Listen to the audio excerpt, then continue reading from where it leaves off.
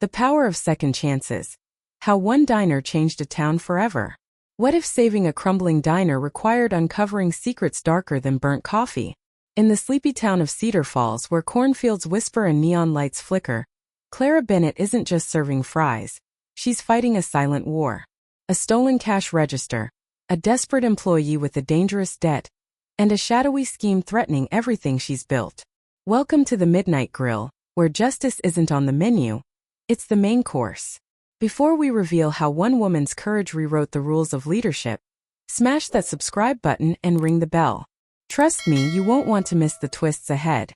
The small town of Cedar Falls, Iowa, was a place where time seemed to stand still. Nestled amidst rolling hills and endless fields of corn, it exuded a quiet charm that many found comforting but others suffocating. For Clara Bennett, however, Cedar Falls wasn't just home. It was her proving ground. At 28 years old, she had already earned a reputation as someone who didn't shy away from confrontation.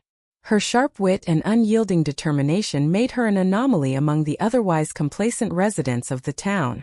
And nowhere was this more evident than at the Midnight Grill, the diner where Clara worked as a manager. The Midnight Grill was far from glamorous.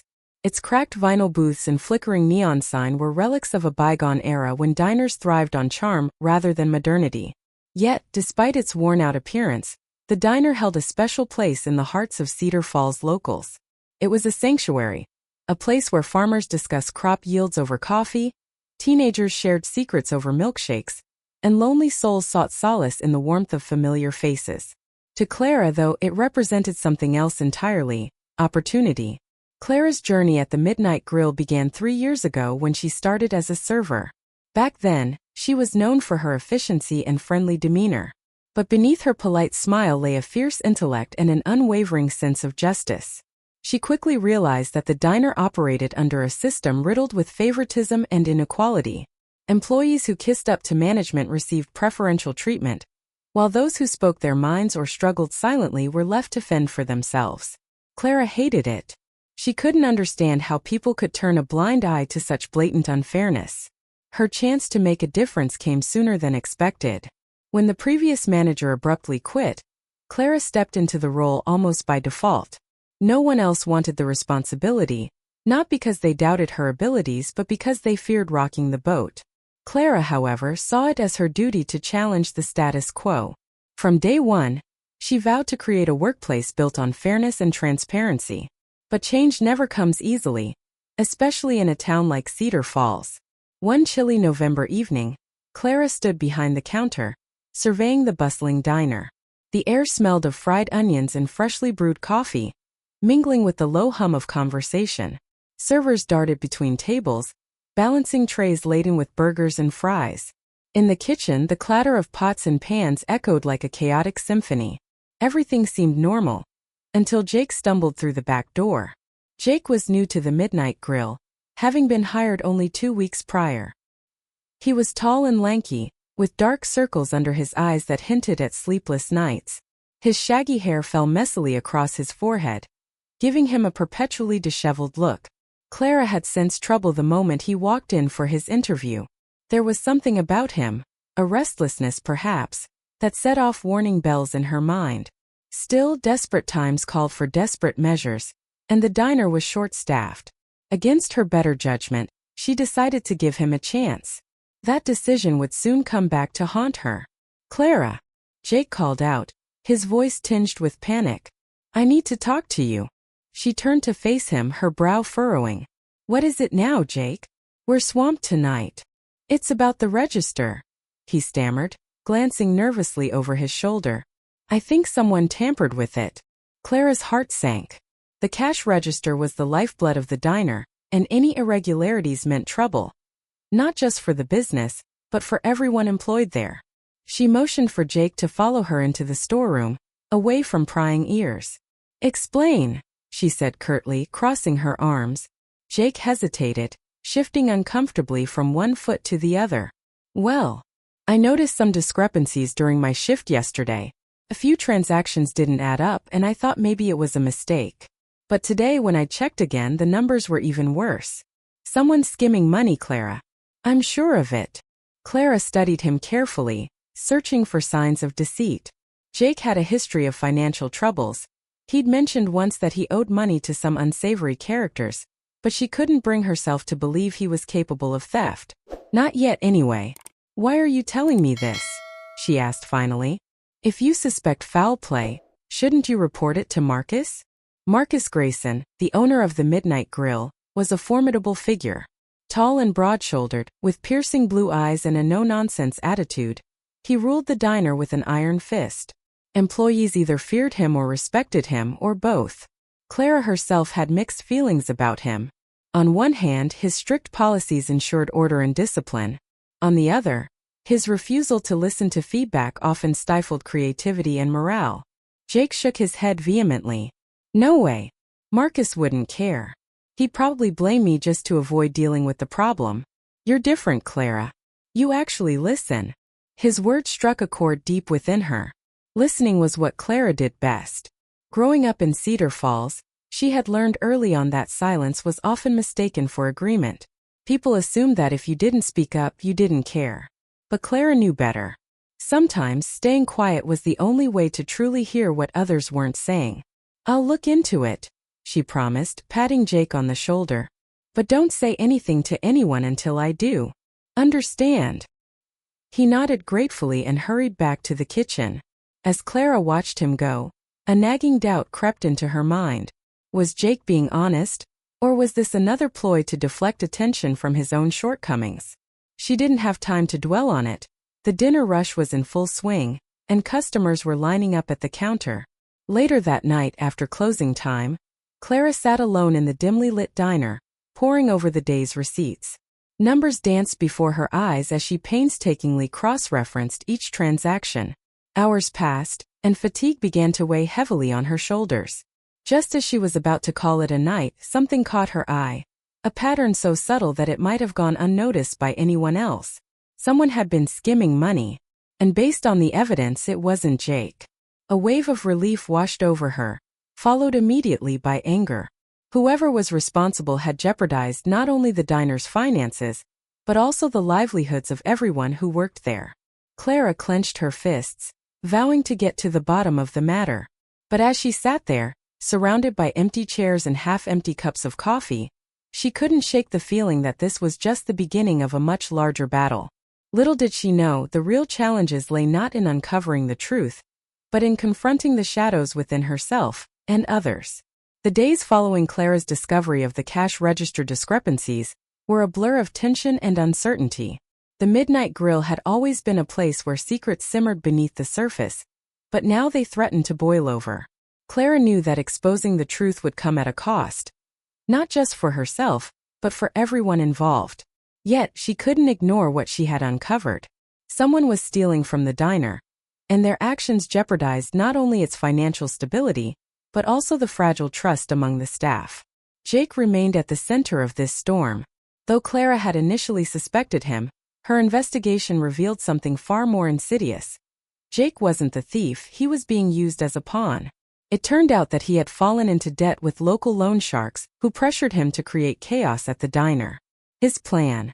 To get fired under false pretenses so he could sue the Midnight Grill for racial discrimination and use the settlement money to pay off his debts.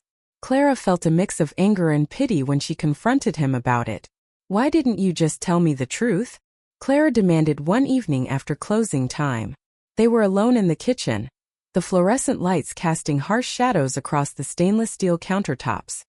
Jake avoided her gaze, his hands shoved deep into his pockets. Would you have believed me if I did? You think I'm some screw-up who doesn't deserve a second chance. Clara sighed, running a hand through her hair. She wanted to argue, to insist that honesty might have spared him this mess, but she knew he had a point. In a town like Cedar Falls, people often judged others based on appearances rather than actions. Jake's scruffy demeanor and troubled past made him an easy target for suspicion. I can't fix everything for you, she said finally, her voice softer. But I can give you a choice. Either you walk away now and let me handle this, or you stay and help me figure out who's really behind this. For a moment, Jake looked as though he might bolt. Then slowly he nodded. Okay, I'll stay. As the investigation unfolded, Clara found herself questioning not just Jake's motives but also those of the people around her. Marcus Grayson, the diner's owner, had always been a polarizing figure. To some, he was a tyrant whose strict rules stifled creativity. To others, he was a savior who maintained order in a chaotic world. Clara had never fully understood him until she discovered the letter he left behind before resigning. The letter arrived unexpectedly, tucked inside an envelope addressed to her. Clara opened it cautiously, her heart pounding as she read the words scrawled in Marcus's neat handwriting. Clara, I've spent years trying to protect this place and the people in it from themselves. But perhaps my methods have done more harm than good. When I saw how you handled the situation with Jake, I realized something. Sometimes, silence speaks louder than action. My presence here has become a burden, not a blessing. That's why I'm stepping down. You once called me an authoritarian. Maybe you were right. But know this, every rule I enforce came from a place of fear, not for myself, but for those who couldn't protect themselves. I grew up in a house where violence ruled, and I vowed never to let anyone else suffer as I did. Perhaps I went too far. Or perhaps I simply failed. Take care of the midnight grill, Clara. And remember, even the harshest storms can bring renewal. Tears welled up in Clara's eyes as she finished reading. For the first time, she saw Marcus not as a villain but as a man haunted by his own demons. His rigid discipline hadn't stemmed from cruelty, it had been a desperate attempt to shield others from pain. Clara felt a pang of guilt for having misjudged him so harshly. With Marcus gone, Clara officially assumed the role of manager. At first, she struggled to assert her authority. Some employees resented her promotion, believing she had benefited from Marcus's departure. Others doubted her ability to lead, convinced that her soft approach would lead to disaster. Even Lena, the seemingly friendly sous chef, began to push back against Clara's policies. You're too lenient, Lena snapped during one particularly heated staff meeting. Marcus kept things running smoothly because he didn't tolerate nonsense. What happens when people start taking advantage of your kindness? Clara met her gaze steadily. Kindness isn't weakness, Lena. If anything, it takes more strength to trust people than to control them. Lena scoffed but said nothing further. Still, Clara noticed the way she lingered after meetings, watching her with a mixture of curiosity and skepticism. There was something Lena wasn't saying, something Clara intended to uncover. As weeks passed, Clara implemented small but significant changes at the Midnight Grill. She introduced open forums where employees could voice concerns without fear of retribution. She encouraged teamwork by pairing seasoned staff members with newcomers. Most importantly, she emphasized transparency, ensuring that everyone understood how decisions were made and why. Despite these efforts, challenges persisted. Jake continued to struggle with his personal issues, though he seemed genuinely committed to turning his life around. Lena remained aloof, her loyalty to Marcus evident in her resistance to change. And then there was the lingering question of who had been skimming money from the register, a mystery Clara was determined to solve. One night, as she sat alone in the diner, reviewing receipts and employee schedules, Clara realized something crucial. The key to resolving these conflicts lay not in punishing wrongdoers but in understanding their motivations. Every person at the Midnight Grill carried burdens they rarely spoke of. Her job wasn't just to manage them, it was to help them find a way forward. Little did she know, the answers she sought were closer than she thought. All it would take was one courageous conversation to unravel the tangled web of secrets binding them together. Clara's promotion to manager marked the beginning of a new era at the Midnight Grill, but not everyone welcomed the change with open arms. Among the skeptics, Lena stood out as both an ally and an adversary. On the surface, she appeared to be the ideal employee, hardworking, reliable, and always willing to lend a hand. Beneath her cheerful demeanor, however, lay a woman burdened by secrets she desperately tried to keep hidden. Lena had worked at the diner for nearly a decade, long before Clara even set foot in Cedar Falls. Over the years, she had earned a reputation as Marcus's right-hand woman, a position she maintained not through merit alone but through calculated manipulation.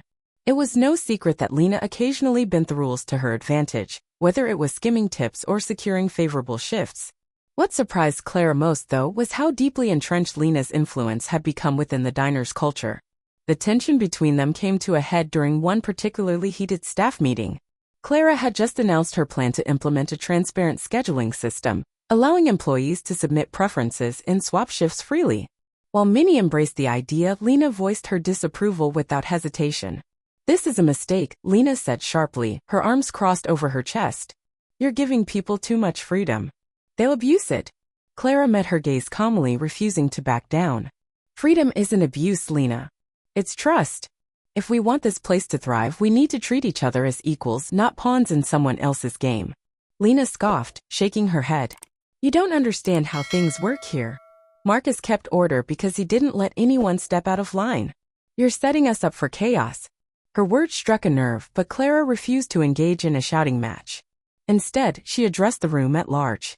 Change is never easy, but it's necessary. I'm not asking you to forget what Marcus taught us. I'm asking you to build on it. Together, we can create something better. Though her speech garnered nods of approval from some, Lena remained unconvinced. After the meeting, she lingered behind, her expression unreadable. Why are you doing this? Lena asked quietly, her voice tinged with frustration. You know as well as I do that not everyone deserves a second chance. Clara hesitated, choosing her words carefully. Maybe not. But if we write people off every time they make a mistake, we'll end up with nothing but resentment. I believe in giving people the tools to succeed and holding them accountable when they fail. Lena stared at her for a moment longer before turning on her heel and walking away. Clara watched her go, sensing that there was more to Lena's resistance than met the eye. Over the next few days, Clara made it her mission to uncover the truth about Lena. She began by reviewing old records, searching for any irregularities that might shed light on Lena's behavior. What she found shocked her. Lena had been embezzling small amounts of money from the diner for years, using the funds to cover medical expenses for her younger brother, who suffered from a rare illness. When Marcus discovered the thefts, he didn't report Lena. Instead, he allowed her to repay the money in installments, provided she remained loyal to him. Armed with this knowledge, Clara approached Lena cautiously. She waited until after closing time when the diner was empty except for the two of them. I know about your brother, Clara said gently, breaking the silence. And I know why you did what you did. Lena froze, her face pale. For a moment, Clara thought she might deny everything. Then slowly she sank into a chair, burying her face in her hands. I didn't have a choice, Lena whispered, her voice trembling. My parents died when we were kids and I promised I'd take care of him. But the treatments, they cost so much. I couldn't let him suffer. Clara sat beside her, placing a reassuring hand on her shoulder. I'm not here to judge you, Lena. I just want to help. Your past doesn't define you, it's what you do moving forward that matters. Tears streamed down Lena's face as she looked up at Clara. Why are you being so kind? After everything I've done. Because everyone deserves a chance to make things right, Clara replied firmly. And because I believe you can be part of the solution, not the problem. For the first time in years, Lena felt a glimmer of hope. Though she initially resisted Clara's reforms, she eventually agreed to collaborate on implementing them. In return, Clara promised to keep Lena's past confidential, ensuring that her redemption would come from genuine effort rather than forced exposure. As weeks turned into months, the atmosphere at the Midnight Grill began to shift. Employees who once feared speaking up now felt empowered to share their ideas. Jake, inspired by Clara's leadership, proposed a bold initiative, donating 10% of the diner's monthly profits to support local community projects. At first, skepticism ran high. How could such a seemingly altruistic move benefit the business? To everyone's surprise, it worked. Customers responded enthusiastically to the concept of pay-what-even pricing, which allowed them to determine their own bills based on perceived value. Not only did revenue soar, but the diner also became a symbol of innovation and compassion in Cedar Falls. Even Lena found a renewed sense of purpose, volunteering her time to teach cooking classes for underprivileged children, a passion she had long suppressed due to shame over her financial struggles.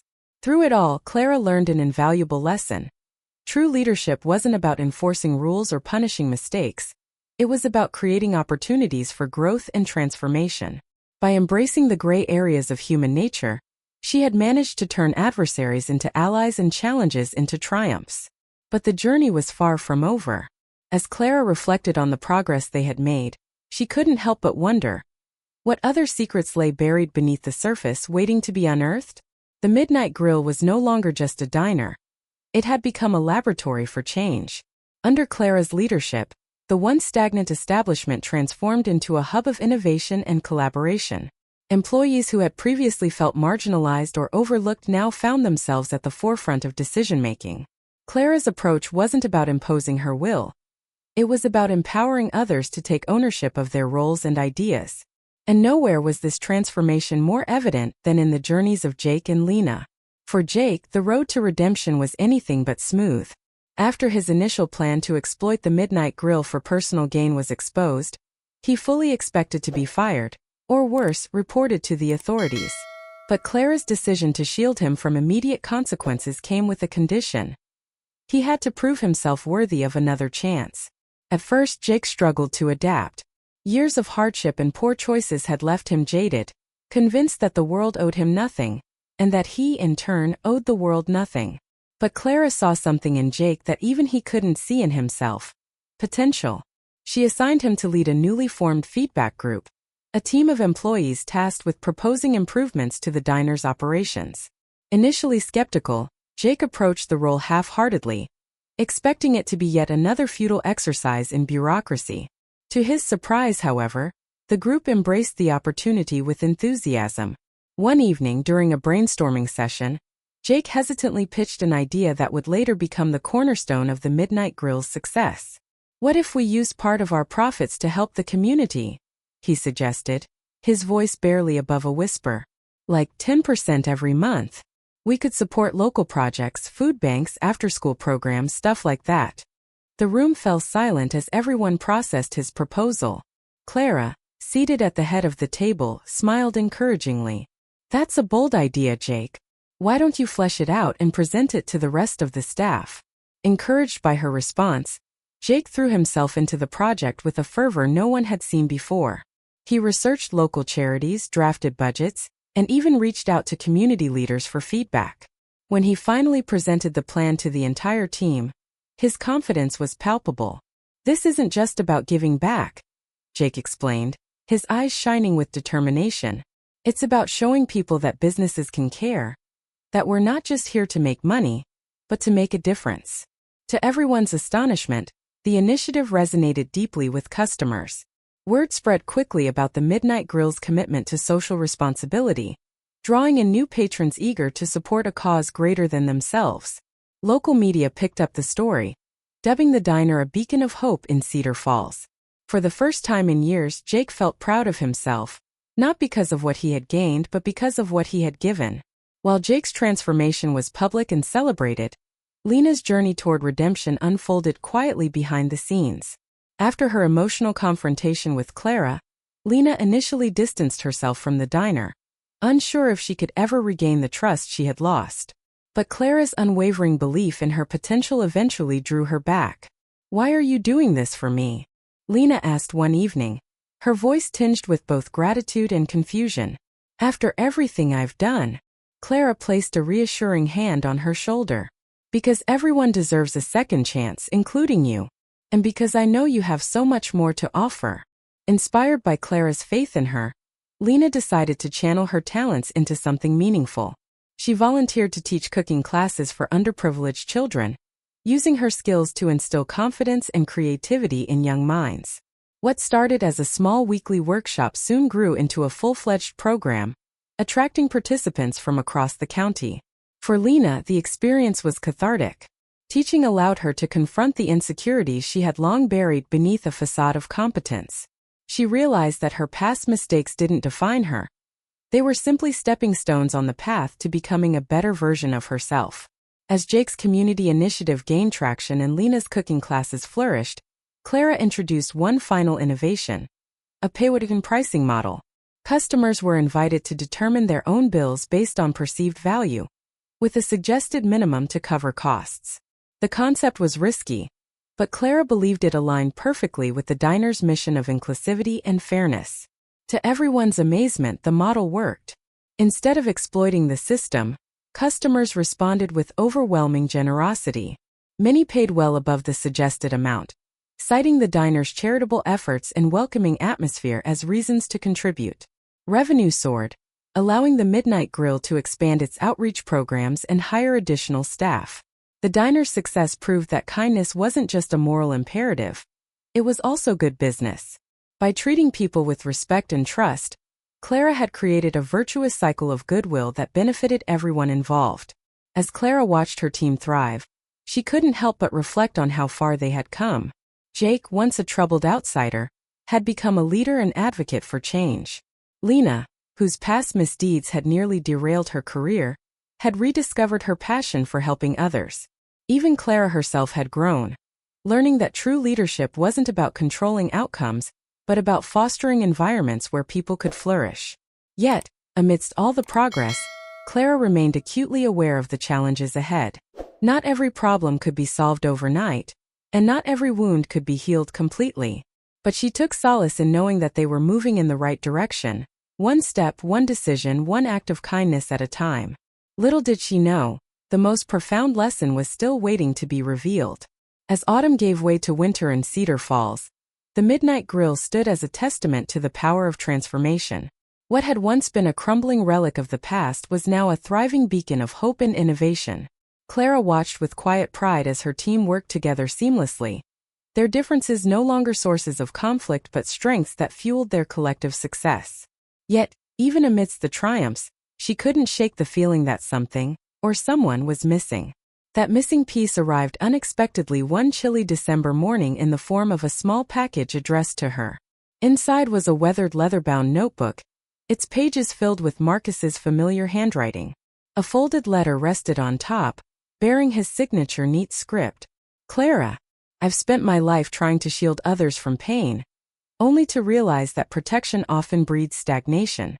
My methods were flawed, yes, but they stem from a desire to see people succeed. You've shown me that sometimes the best way to lead is to step aside and let others shine. This notebook contains reflections on my mistakes and lessons I hope will guide you. Remember this, fairness isn't about drawing lines between right and wrong, it's about giving those in the gray areas a chance to find their own path. You've already proven yourself capable of great things. Trust your instincts, Clara. And never forget, sometimes we need villains to make heroes visible." Clara's hands trembled as she flipped through the notebook. Each entry detailed moments when Marcus had struggled to balance authority with compassion, often erring on the side of control. But what struck her most was his honesty. He didn't shy away from admitting his failures or questioning his decisions. In doing so, he revealed a vulnerability she had never imagined possible. The final page contained a single sentence underlined for emphasis: "Kindness doesn't need to be loud, it exists even in the quietest acts of courage." Tears welled up in Clara's eyes as she closed the notebook. For years, she had viewed Marcus as an obstacle, a rigid figure whose iron-fisted rules stifled creativity and morale. Now she saw him differently, not as a villain, but as a man burdened by his own scars, trying desperately to protect others from the pain he had endured. With Marcus's words echoing in her mind, Clara reflected on the journey that had brought her here. She thought of Jake, whose initial deception had nearly destroyed him but ultimately led to redemption. She thought of Lena, whose hidden struggles had once driven her to compromise her integrity but who now inspired countless children through her cooking classes. And she thought of herself, the woman who had once believed that fairness meant adhering strictly to rules, only to discover that true justice lay in understanding and forgiveness. Clara realized that life wasn't a series of black and white choices. People weren't simply good or bad, they existed in shades of gray, shaped by circumstances beyond their control.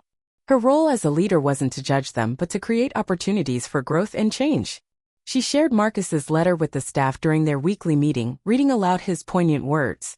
When she finished, the room fell silent, each person lost in their own thoughts.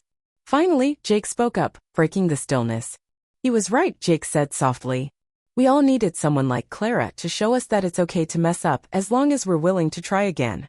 Lena nodded in agreement, her voice steady. "And maybe we needed someone like Marcus too.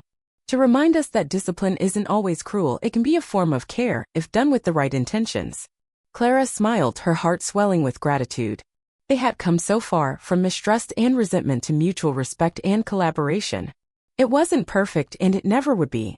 But perfection wasn't the goal. Growth was. In the weeks that followed, the Midnight Grill continued to thrive. Its pay-what-you-can model inspired other businesses in Cedar Falls to adopt similar practices, sparking a wave of community-driven initiatives. Jake's 10% profit-sharing program expanded to include partnerships with local schools and shelters, further solidifying the diner's reputation as a force for good.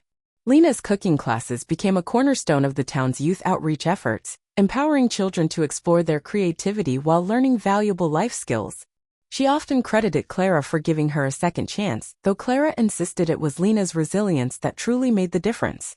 As for Clara herself, she found peace in knowing that her actions, both big and small, had created ripples of positive change. She no longer felt the need to prove herself or justify her decisions. Instead, she embraced the uncertainty of leadership, trusting that kindness and empathy would always light the way. On a snowy evening just before Christmas, Clara stood outside the midnight grill, watching as families gathered inside to share meals and laughter. The neon sign flickered faintly above the door, casting a warm glow over the snow-covered streets. For the first time in years, she felt truly content. Marcus's final lesson lingered in her mind. Sometimes we need villains to make heroes visible. Clara understood now that being a hero wasn't about grand gestures or dramatic sacrifices. It was about choosing kindness, even when it was hard, even when it went unnoticed. And perhaps that was the greatest act of courage of all. Clara's diner thrives, debts are paid, and redemption blooms, or so it seems. But beneath the clatter of plates and the hum of newfound hope, a weathered notebook arrives, signed by a ghost from the past. What deadly truth lies hidden in its pages? And will Clara's kindness survive when the storm returns? Hit subscribe because next time, the real battle begins.